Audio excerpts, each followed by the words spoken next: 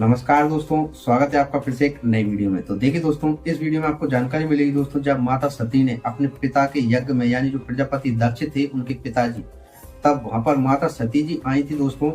तो उन्होंने प्राण क्यों त्यागे थे दोस्तों, और जब उन्होंने प्राण त्यागे थे दोस्तों, तब उनके शोक में भगवान शिव ने क्या किया था दोस्तों। और जब उनके शोक में भगवान शिव ध्यान में बैठे थे दोस्तों, तब उनसे एक पुत्र की उत्पत्ति हुई थी दोस्तों, जिसका नाम भौम था।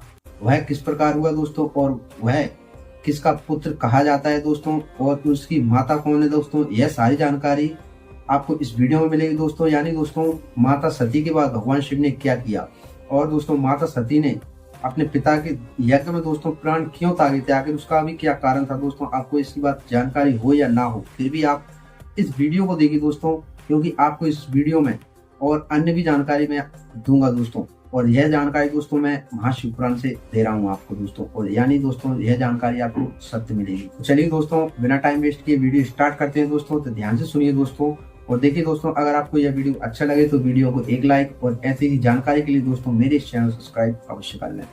तो देखिए दोस्तों, आखिर क्या घटना घटी। तो देखिए दोस्तों, क्या हुआ था कि जब माता सती को, जैसे प्रजापति दक्ष ने ही भगवान शिव को श्राप दिया था दोस्तों, यानी उनको ही यज्ञ से बहिष्कृत कर दिया था, उन पर यज्ञ का जो भाग था वह नहीं दिया था दोस्तों। इसी कारण से जब प्रजापति दक्ष ने यज्ञ किया था दोस्तों, तब उन्होंने सभी देवी देवताओं को बुलाया था, लेकिन अपने ही पुत्री के पति को, यानी उनके दामाद को, यानी भगवान शिव को यज्ञ में नहीं बुलाया था दोस्तों, क्योंकि उनको यज्ञ से बहिष्कृत कर दिया था, यानी उनका यज्ञ में कोई भी भाग नहीं था। इस कारण से भी उन्होंने भगवान शिव को अपने यज्ञ में नहीं बुलाया था, और सभी देवी देवताओं को बुलाया था। तो यह जानकारी जब माता पार्वती जी को मिली कि मेरे पिताजी यज्ञ कर रहे हैं और हमको नहीं बुलाया, तब माता पार्वती जी ने बहुत मन में विचार किया, सोचा समझा, और इसके बाद वह भगवान शिव के पास गई दोस्तों, और उन्होंने भगवान शिव से प्रार्थना अर्चना की अपने पिता के यज्ञ में जाने के लिए।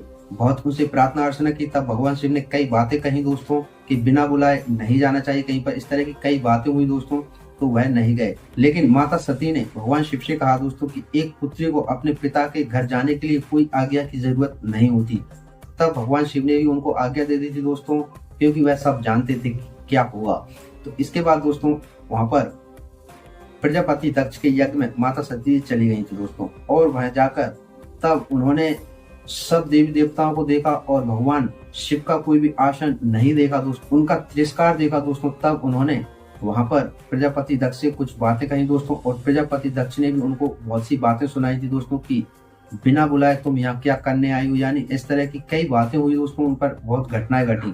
अगर आपको यह जानकारी चाहिए दोस्तों, तो आप मुझे कमेंट में बताइए, मैं आपको पूरी डिटेल में भी बता दूंगा दोस्तों, लेकिन फिलहाल में मैं आपको मेन पॉइंट बता रहा हूँ दोस्तों। तो इसके बाद दोस्तों जब वहां पर कई बातें हुई दोस्तों, तो वहां पर अपने पति की बहुत निंदा सुनी उन्होंने अपने पिता के मुख से।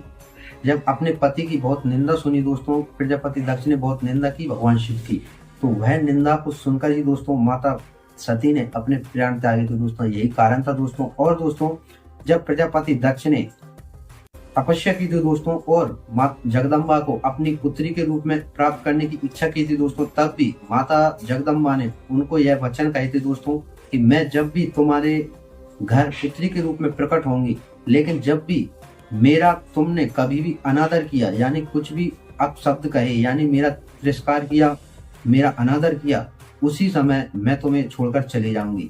यह उन्होंने तब भी कहा था दोस्तों। यह दो कारण थे दोस्तों, इन दो कारणों से माता सती ने अपने पिता के यज्ञ में प्राण त्यागे थे दोस्तों। यानी एक तो उनके पति की निंदा हुई थी, वहां पर बहुत तिरस्कार हुआ था, और दूसरों वह उनका वचन भी था। यह दो कारणों से उन्होंने अपने पिता के दक्ष के यज्ञ में प्राण त्यागे थे दोस्तों। तो इस कारण से दोस्तों माता सती ने वहां पर प्राण त्यागे थे दोस्तों। अब इसके बाद दोस्तों जब माता सती ने वहां पर प्राण त्याग दी, तो वहां पर बहुत हाहाकार मच गई थी दोस्तों। भगवान शिव बहुत क्रोधित हुए थे, और उन्होंने अपने बाल उखाड़कर जमीन पर फेंक दिए थे दोस्तों, और उनसे दोस्तों वीरभद्र प्रकट हुए थे दोस्तों, और महाकाली भी उत्पन्न हुई थी दोस्तों। तो महाकाली और वीरभद्र ने प्रजापति दक्ष के यज्ञ में बहुत विध्वंस मचाया, तो सारे देवी देवताओं से युद्ध किया था दोस्तों, और सबको पराजित किया था। भगवान विष्णु ने भी उनसे युद्ध किया था, वह भी पराजित हुए थे दोस्तों।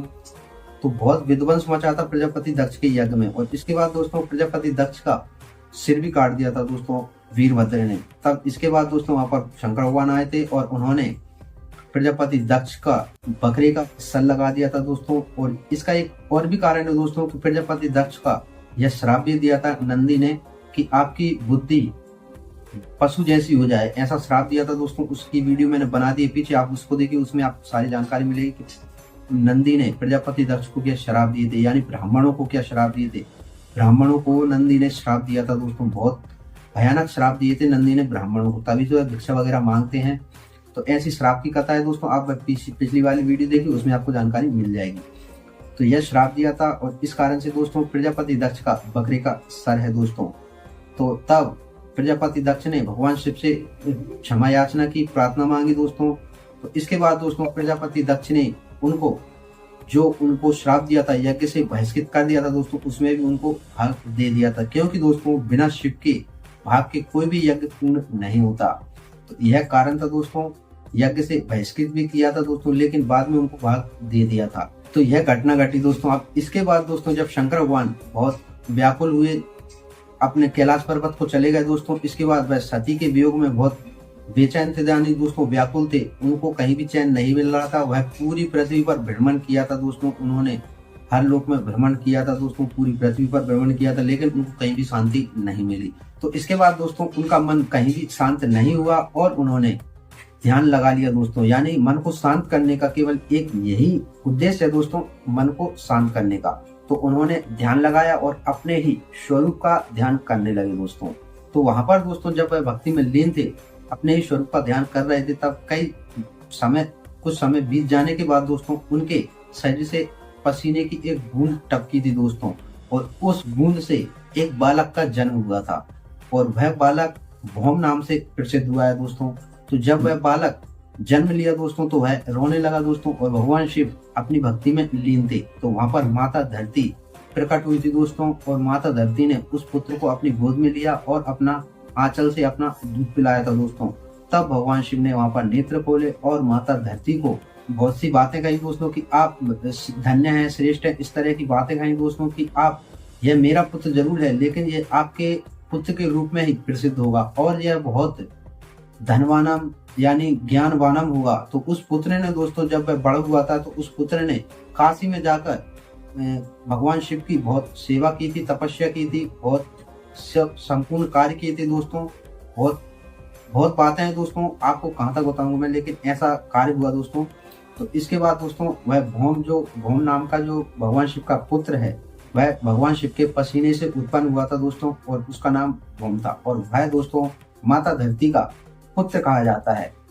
तो यह कथा थी दोस्तों। तो इसी कारण से दोस्तों माता सती ने प्रजापति दक्ष के यज्ञ में प्राण त्यागे थे दोस्तों, और यह भौम नाम का पुत्र भगवान शिव के पसीने से उत्पन्न हुआ था दोस्तों। तो देखिए दोस्तों, अगर आपको यह छोटी सी जानकारी अच्छी लगी हो दोस्तों, तो इस वीडियो को एक लाइक और ऐसे ही सत्य जानकारी के लिए दोस्तों मेरे इस चैनल सब्सक्राइब अवश्य करना है।